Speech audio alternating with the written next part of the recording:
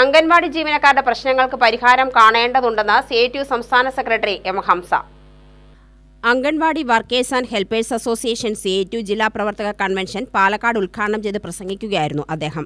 Anganwadi വർക്കർമാരുടെയും ഹെൽപ്പർമാരുടെയും honorarium വർദ്ധിപ്പിക്കണമെന്നത് അവരുടെ ആവശ്യമാണ്.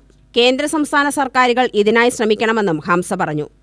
ഇനിയാകട്ടെ കേരളത്തിലെയും ഇന്ത്യയിലെയും അംഗനവാടി വർക്കർമാർ ഇന്നുവരെ നടത്തിയതിൽ വെച്ച് ഏറ്റവും പ്രധാനപ്പെട്ട ഇന്ത്യയിലെ നിങ്ങളുമായി ബന്ധപ്പെട്ടിട്ടുള്ള ഭരണകൂട സംവിധാനത്തെ കിടുകിട വിറപ്പിക്കാൻ വേണ്ടി കഴിയുന്ന ഒരു 3 ദിവസത്തെ മറ്റൊരു സമരത്തിന് നിങ്ങൾ നേതൃത്വം കൊടുക്കാൻ പോവുകയാണ്.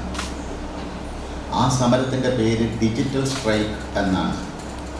18, 19, 20 ദിവസങ്ങളിലായി 3 ദിവസക്കാലം നിങ്ങൾ ഓൺലൈനിൽ വരികയേയില്ല, നിങ്ങൾ മൊബൈൽ തൊടുകയേയില്ല.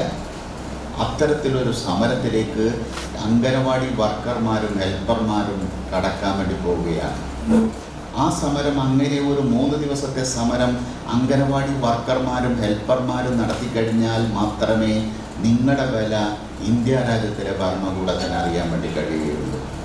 അസോസിയേഷൻ ജില്ലാ പ്രസിഡന്റ് എ തങ്കമണി അധ്യക്ഷയായി, ജില്ലാ secretary V Sarala, C Ambika, T Shailaja, Unniyamma, Sunitha Rani എന്നിവർ പ്രസംഗിച്ചു. UTV news Palakkad.